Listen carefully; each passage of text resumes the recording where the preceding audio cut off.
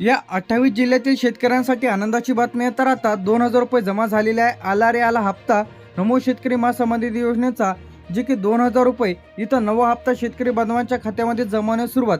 जर तुम्हाला पैसे आले नसतील तर हा व्हिडिओ तुम्ही शेवटपर्यंत बघा। आज नमो शेतकरी महासन्मान निधी योजनेबद्दल सर्वांसाठी गुड न्यूज आहे। तर अखेर बरेच दिवसांपासून प्रतीक्षा होती, तर अखेर आजपासून नमो शेतकरी महासन्मान निधी योजनेचा नवा हप्ता शेतकरी बांधवांच्या खात्यामध्ये जमा होत आहे। अनेक शेतकरी बांधवांना SMS देखील येत आहे। लगेच तुम्ही तुमचं बँकेचं पासबुक चेक करा।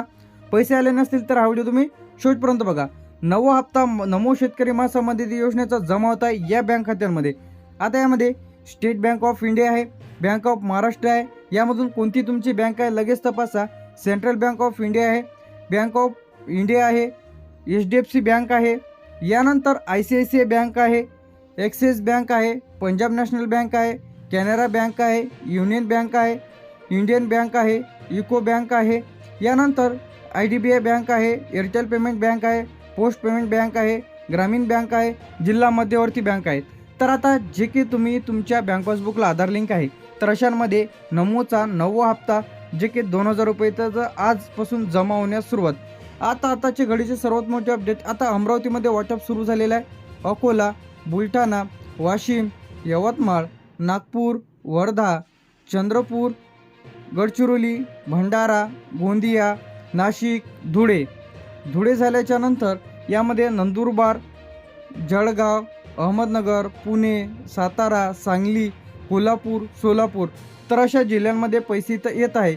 यानंतर इथे आपलं बीड, धाराशिव, लातूर, नांदेड, परभणी, हिंगोली, जालना, छत्रपती संभाजीनगर, पालघर, ठाणे, रायगड, रत्नागिरी, सिंधुदुर्ग, तर या जिल्ह्यांमध्ये नमोचा जो काही नवा हप्ता आहे ते थेट लाभार्थ्यांच्या खात्यामध्ये इथं 2000 रुपये जमा होत आहे।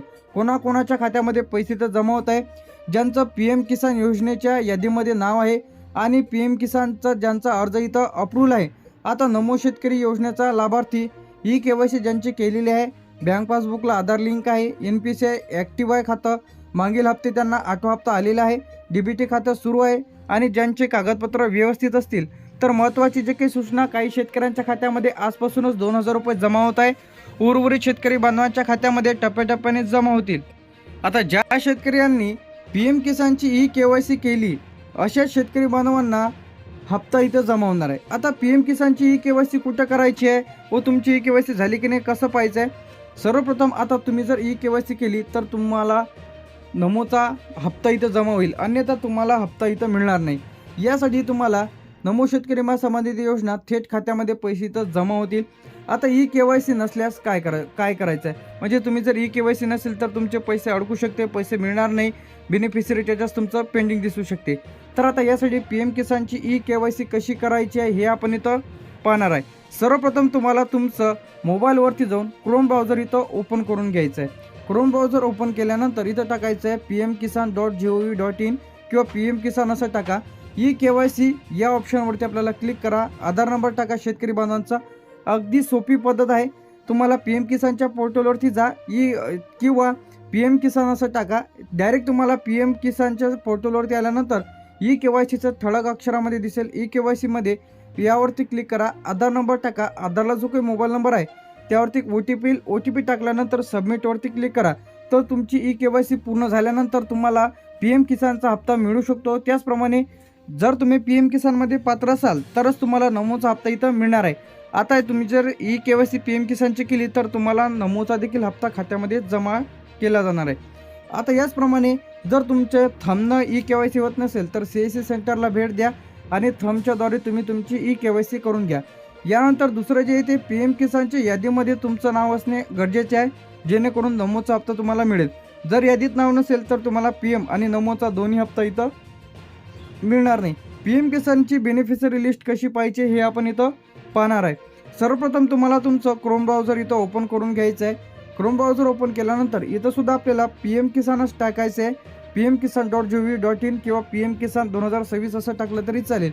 बेनिफिशरी लिस्ट या ऑप्शनवरती क्लिक करा, आपलं राज्य सिलेक्ट करा महाराष्ट्र, आपला जिल्हा सिलेक्ट करा, तालुका सिलेक्ट करा, गावाचे नाव सिलेक्ट करा आणि आपल्याला क्लिक करायचं आहे गेट रिपोर्टवरती। जशी तुम्ही गेट रिपोर्टवरती क्लिक कराल तर तुम्हाला संपूर्ण गावाची यादी तर ओपन होऊन जाईल। आता यादीमध्ये PM किसानचा हप्ता मिळू शकतो, नमो शेतकरी योजनेचा लाभ मिळू शकतो, DBT खाते असल्यास खात्यामध्ये पैसे जमा होऊ शकते, पेंडिंग हप्ते देखील मिळू शकते. आता यादीत नाव असेल तर तुम्हाला पैसे तर मिळणार आहे, यादीत नाव नसेल तर तुम्हाला हप्ता अडकू शकतो, अर्ज पेंडिंग राहू शकतो. KYC बाकी, आधार लिंक नसणे.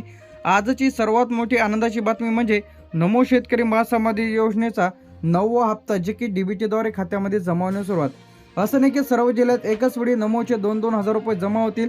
आता यांना 15 ते 20 दिवस देखील लागू शकते. टप्प्याटप्प्याने पैसे तर जमा होणार आहे. आता थेट 9वा हप्ता लाभार्थ्यांच्या खात्यामध्ये DBTच्या माध्यमातून खात्यामध्ये पैसे जमा होण्यास सुरुवात. दुसरी जी गुड न्यूज आलेली आहेत तर त्यामध्ये नवीन फॉर्म. आता PM किसानचे नवीन फॉर्म इथं सुरू झालेले आहेत. नमो शेतकरी महासमाधी योजना. तर ज्यांना कोणाला पैसे मिळत नाही, अर्ज पेंडिंग आहे, तर अशांनी लगेच यासाठी अर्ज करा आणि या योजनेचा लाभ घ्या.